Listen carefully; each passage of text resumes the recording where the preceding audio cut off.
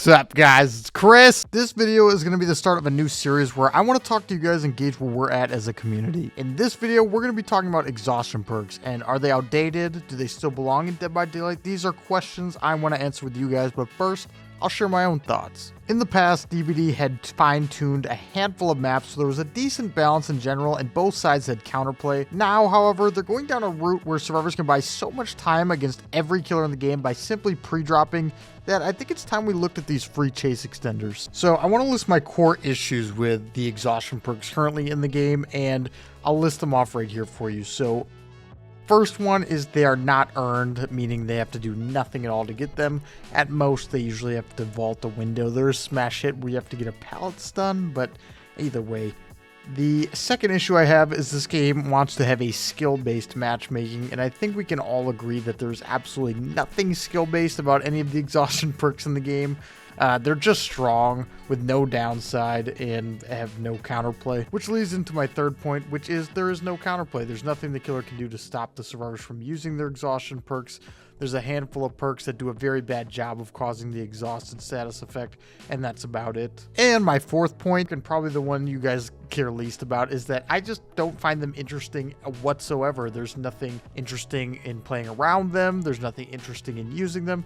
They're just strong gimme perks that just make you a lot stronger in chase than you ever could be without them. And yes, I do know there's going to be plenty of survivor mains out there hearing me talk about this stuff in this video and get really upset and say, you're just a killer main, you know, we need these perks. I just don't think that you do. There are just so many things in this game that are saving time and giving time to the survivors. With all the base kit changes behaviors made recently, removing a lot of killers' main strategies to be able to counter this stuff and still be able to drag out a win. On top of that, the toolboxes haven't been touched. The corrupt isn't base kit yet. There's just so much going on that I really don't think we also need to be buying 30 seconds in chase minimum from a perk. And honestly, if the maps were decent now, this probably wouldn't even be something I'd bring up. I mean, there was never a point before in DBD where I was sitting here complaining about Lithe, but seeing all the maps that really swing in Survivor's favor consistently now is just pushing me a little bit too far in how much time they can buy and chase, no matter how skilled they are at the game. So yeah, now I'm going to touch on the first point I made, which is they are not earned whatsoever, and I think we can all just agree you're not earning exhaustion in any way. All you're doing is running the perk. Vaulting a window is not earning it. I want to compare it to the most used killer perk, which is Pain Resonance, where the killer is rewarded for spreading out their hooks to all 4 survivors, winning 2 chases against each survivor to be able to down them for the first time, getting the RNG of a hook nearby to be able to even hook them on it. You know, you can't slug, you have to pick them up, you have to take them over to the hook.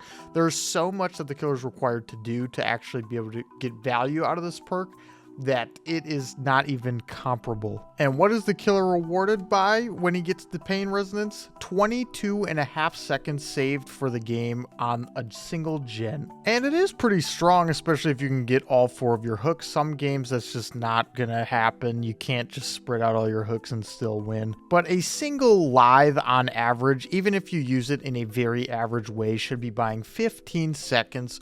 All 4 survivors can run it, and they can use it an unlimited amount of times. There is no downside to this perk. There is no real counterplay for the killers. It is just a total freebie. And I'm not even going to touch on background player in this video because that's a completely separate topic, but that is easily the most broken perk in Dead by Daylight right now. And the fact it's been left this long really tells me where the company's at in terms of gameplay. I think they really only care if the survivors are really having a blast, because that perk should have never been buffed to the point it's at right now. It is absolutely ridiculous. But yeah, background player aside, this does lead me into my second point, which is skill-based matchmaking. Dead by Daylight wants to have a skill-based matchmaking system, which implies that the game should take skill. I'm not saying there's not large chunks of Survivor that can definitely take a lot of skill and knowledge, but a lot of the perks in the game completely remove the need for any of that. So trying to attribute skill to things that are simply perks winning the game for the survivors is a little bit annoying to me, and I feel like we have to go one way or the other. We either take out skill-based matchmaking and don't pretend that this game takes skill on one end, or we fix the stuff that takes no skill, and that's my personal thoughts on it. With the skill-based matchmaking and all these exhaustion perks at Survivor's disposal, pretty much anyone and their mother can hit the top MMR bracket on the Survivor end within 10 to 15 games easily, especially if they're playing with friends. This completely removes the need to have skill-based matchmaking, in my opinion, because if anybody can hit the top of the MMR simply by running the strongest stuff, which is overtuned, in my opinion, what is the point? What is it really doing?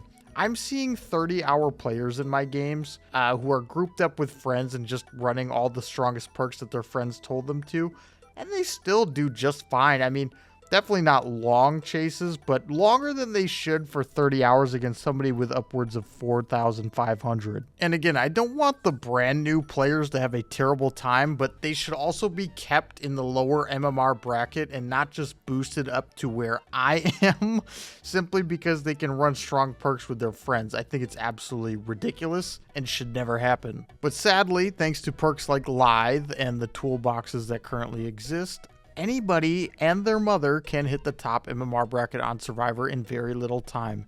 And to me, that's not right. I feel like if they want to have it skill-based, then it should say skill-based. Yeah, they can have some crutches here and there. They've been getting plenty base kit, but killers have crutches too. Unfortunately, this video isn't about all the crutches in the game. You know, I'm not going to dive into Deadlock or Noed here. Still, I do want to just acknowledge that to be fair here. But still, tying into the concept of skill and skill-based matchmaking, there is absolutely no counterplay for any of these perks. Now, again, background player aside, there are very few perks in the game that killers can run to cause the exhausted status effect, and pretty much all of them are terrible. Mindbreaker is not bad on some killers with high mobility or maybe stealth, but outside of that, everything's pretty much useless, and they can just walk 5 seconds with the Mindbreaker and get their exhausted status effect removed. So I guess I don't want to say there's absolutely no counterplay. There's just extremely minimal counterplay that can be almost ignored by the survivors in every situation. So again, if they want skill-based matchmaking in the game and they're not going to fully rework these perks, which I doubt they ever would, at least offer some actual consistent counterplay to the killers that's not just a perk. I want actual skill-based gameplay, if we're going to call it skill-based, so give the killers something they can do, some kind of reaction, quick time to be able to maybe trip them up when they hit a window, or I don't know, anything to latch onto them, something interesting to make it so the killer's not just completely left standing there looking stupid. And while I am going to stick to talking about exhaustion here, pretty much the large majority of the Survivor's meta perks have little to no counterplay. They take little to nothing to activate, and they're completely uninteresting, which leads into my fourth point on exhaustion perks. And I understand that this is probably something that a lot of you don't really care about, but I just find them completely uninteresting, you know. Not that I find Pain Riz particularly interesting, but it's like a necessary evil with a lot of the gen speeds and all the time that they buy, that you have something to kind of tick the gens back down and maybe be able to control them a little bit. There is nothing necessary about exhaustion. It's just evil. You know what I mean? The perks are simply just strong. There's nothing cool about going against exhaustion. I could never sit there and be like, wow, that was a nice Lithe. I never run the perks on Survivor either because you simply don't need them on the roll, and on top of that, they're not fun in any way. They're just strong. A perk that's just strong and offers nothing in terms of actual interesting gameplay when the Survivor's main objective is to hold left click for 90 seconds on a glowing metal object, I think is flawed. I think they could find a way to, if they want to help Survivors in Chase, which they have plenty with stuff like Windows and Resilience, they could at least create something that's a little bit more interesting to use or interesting to play against, in my personal opinion. I think Nick Cage's Dramaturgy is a perfect example, a perk that I see in maybe 1% of my matches, which means one survivor in like 100 games will run the perk. It is super fun. There's a potential downside. It's not that strong.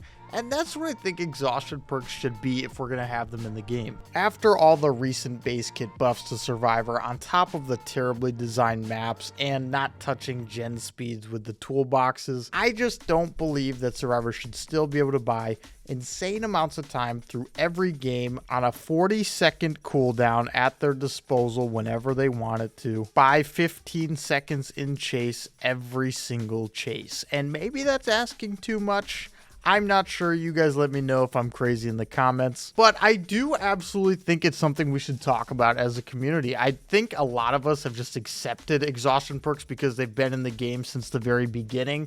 You know, oh yeah, exhaustion perks are just there. Exhaustion perks are there. Similar to hooks just breaking, which is another topic that I want to get into sometime. I've talked about that for months on my stream, which you guys should definitely check out if you want to. But I really just don't understand why they need to buy all that time. Maybe I'm missing something, and I do accept that against Nurse and Blight, these perks are justified, and I totally understand the need for them.